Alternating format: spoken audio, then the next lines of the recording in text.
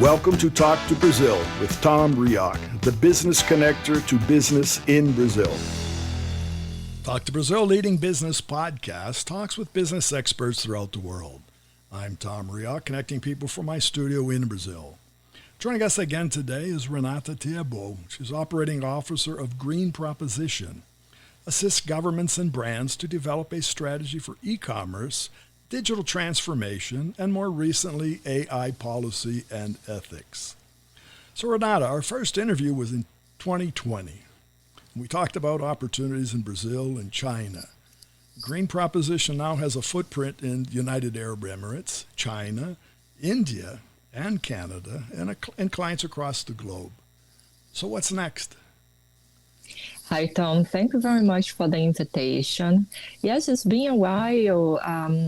Back 4 years ago, we are in the pandemic period, right? So there was so much for us to explore in terms of opportunities for global brands to explore different markets and also to start selling through e-commerce. So much has changed since then. Mm-hmm.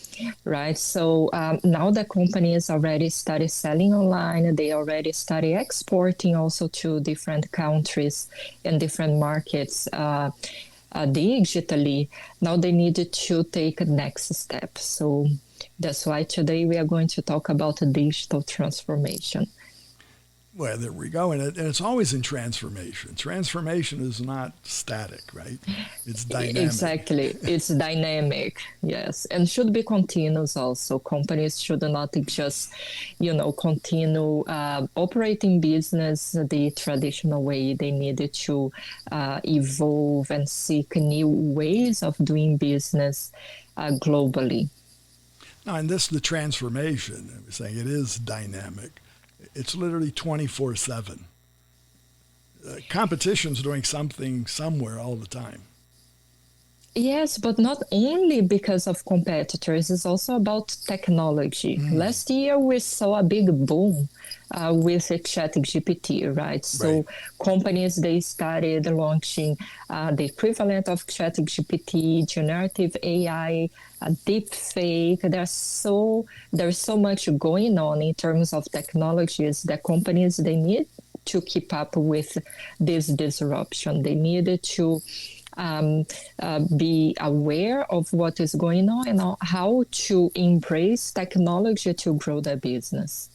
Well, and to that point, it seems, sometimes it seems like we're in the old Far West, where everybody, the artificial intelligence sort of brought technology, something to the table where I would say most people aren't aware of the power of really what's happening.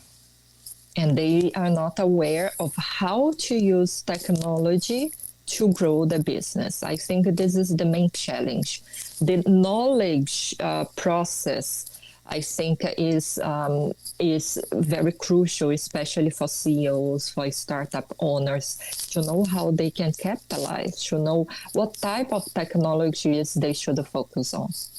When we talk about the knowledge process and AI, we think a lot of computer and machine learning, things learning by themselves, systems learning by themselves. There's a risk to all that, isn't there? Yes, and that's why we've been focusing in these past 2 years on AI ethics, because I do believe that climate change is one of the biggest threats of society, okay, but not the only one. Artificial intelligence also. So companies, especially countries, they needed to understand the cons and the pros of artificial intelligence, of different emerging technologies, but also to mitigate risks. Things cannot get out of control. Imagine if we talk about data protection, cybersecurity, there's so many implications out there that now we needed to start talking about it and taking things seriously. Well, I agree with you, because I think the part of mitigating risks, I feel that many companies are at risk today and they're not aware of that. because the use of the technology, the chats, what have you, has been placed in the hands of everybody. So we have persons in a company accessing databases, Yes. working with information, maybe sharing client information, maybe sharing strategic information. They're not aware that they're actually doing that. They are not. And if we talk about the largest corporations, let's say Meta, Google, or Microsoft, they have been fined also because they're not able to justify the data collection process, or sometimes the breach of data if there are any cybersecurity risks. For example, they leak our data and nothing has been done about that. But what about the smaller companies? What about the startups? They also needed to take accountability, but the problem is that they do not have enough resources, they do not have knowledge nor infrastructure to tackle this problem. So that's why I think we needed to join hands to tackle this together with the governments before it's too late. Why I see that, recently the United Nations has adopted a resolution, from my understanding, trying to begin in, I don't want to say regulation, but create a format for understanding. A framework, exactly. So I've been involved with the United Nations and some other international organizations to discuss this topic. I've been covering a lot regarding AI governance, especially in emerging markets, because it's very easy when you are in Europe or North America, right, to discuss about these topics and to put in place different policies that will leverage from technology disruption to translate that into economic growth. But the picture is very different when it comes to Africa, for example, at least the developing countries. So I've been very much involved and active in the international community with the UNESCO, United Nations, writing reports, and also attending and speaking in events led by mostly the UN. So it's very important also to bring the protagonism, let's say, of developing countries to the global arena from that perspective, because the reality of the economy and what technology can do to the society is very different than from countries from, let's say, Europe or North America. No, but what we see, and specifically talking about startups, there's no more frontier. A startup doesn't necessarily start up in a geographic, it may, but they're starting up, they're sort of planetary at the start. How can they get their hands around what they should be looking at for an AI policy or ethics? All companies should develop their own AI policies. So we've been working with several companies to help first to draft internal policies, also policies so they can work with their vendors, because it's not only about them. We are talking about global business. Sometimes they have vendors, sometimes they work with factories or with labs, for example. Also in training and capacitation, because people involved in building the systems, also in the data collection process, they need to understand the basics of ethics. Anything regarding fairness, anti-discrimination, transparency, accountability, and also cybersecurity risks, they need to be aware of these 3 pillars or 4 pillars in terms of ethics in all of the process, from the data gathering to the implementation of their services or their products. Well, hearing you, it reminds me of many, many years ago of the quality process. Yes. And at that time, and it was more, focused initially on industrial type companies of creating standards along quality.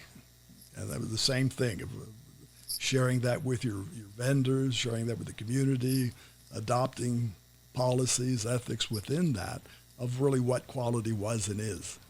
And then implanting that in companies, which was no small feat. Is that where we are today with AI policy? I think things are moving a bit too slow, but as soon as there will be regulations, companies will need to comply. We are talking about several countries that already have policies or they are aiming to implement regulations regarding AI and ethics. And I think the biggest example is the EU AI Act that companies, depending on the risk level of their AI systems, they will need to comply with regulations, otherwise they will be penalized.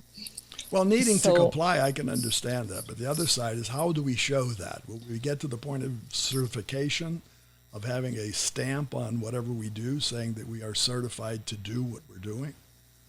There are certifications out there, ISO, IEEE, for example. I am an assessor of IEEE, but I do not think this is the main challenge right now. It's not only about having a certificate and say, okay, I am done. No, it's about exchanging the mindset, because this is a rather subjective topic when we talk about, let's say, the culture, right? So you need to make sure that your staff, that people that are involved into building these systems, they do understand anti-racism and all of these, basic understanding of ethics and anti-discrimination when they are building the processes and gathering the data. So it's much more than just having a certificate. It's more about exchanging the culture of the enterprise, and also we start being conscious about the risks of technology. It's just like companies, they started taking more care about the environment, right? Implementing more sustainable ways of doing business. It's the same concept, but in this case, it's regarding technology and AI more specifically. Well, to that first step, the green proposition, the proposition is to help corporations, companies, persons create that mindset. So that is the consulting that you do? Exactly, through three different services. The first one is to help with this mindset implication by providing training and capacitation to staff. The second service is to help the companies to develop their internal policies and also guidelines to work with vendors and other third-party providers they might have. And the last one is to do a full consultancy regarding compliance with new regulations, how they can better prepare for when the regulations are in place. I do think that companies should not wait and just take an action when the regulations are there and they will be confused. They want to know how to do exactly. So they needed to prepare at least 1 year in advance before all the regulations are in place, and they needed to act as soon as possible. Well, I can agree with you, but do you see that actually happening? How many corporations are putting that as a focal point now, 2024? Right now, the big ones, they are taking this topic very seriously. Microsoft has released recently a guideline, also a document regarding AI and ethics. IBM has pioneered in that also. Google is going to launch theirs maybe in a couple of months, in 2 to 3 months. So all of the companies, they now have this, let's say, also pressure from stakeholders on acting towards, implementing at least internal policies regarding AI ethics. So especially if you are IPO, right? You do have the pressure to implement policies and different activities regarding sustainability. The same will happen with AI and ethics. Well, you mentioned IPO. Now, do we see that being incorporated into the checklists that investors have when they're taking a look at a company or investing? Definitely, more and more. So we're equating that to where we were several years ago in the environment. Is still not at the same path, but it is moving towards that. Well, at least it's starting to be on a checklist because really money talks. So as soon as it gets True, there, true. and not only startups, but companies wanting or looking, needing investment. So that will need to be highlighted as they go forward. And it is also part of the reputation building of a company. If you're serious about the society as a whole, on how you are taking care of your clients also, because if they sell the services to citizens of regardless of any country, they needed to make sure that they comply with the basics, that they protect the data, that they are being fair, that there is transparency. All of these, the pillars of the ethics they are taking, they've been taken into consideration by these companies. What do you see, say today? Is this movement stronger in Europe? Is it stronger in the States? Right now, more in Europe. I think Europe is really doing a good job, and in terms of regulations, in terms of making companies to understand the threats of artificial intelligence. Then United States, also Canada, they already have some sort of legislation, regulations, and policies regarding AI and ethics, though you cannot compare with the EU AI Act. Other countries like Australia or New Zealand, they also have something.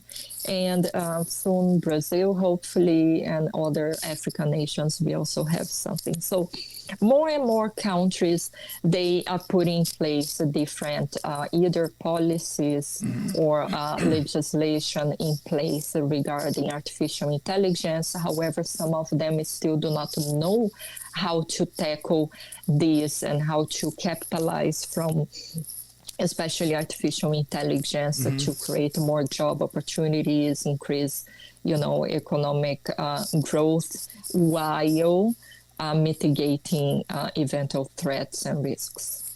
Well, that's where I see something like the UN resolution, even though it may not be front stage and in the forefront of the news. It is good to see that the backstage is creating the basis and guidelines that even different cultures can adapt to it. That's true. It's just a framework that the United Nations has worked on that, pretty much based on the recommendations from the United States. Also, OECD has the AI branch now that they are focusing on developing new policies and also helping countries to develop their policies also.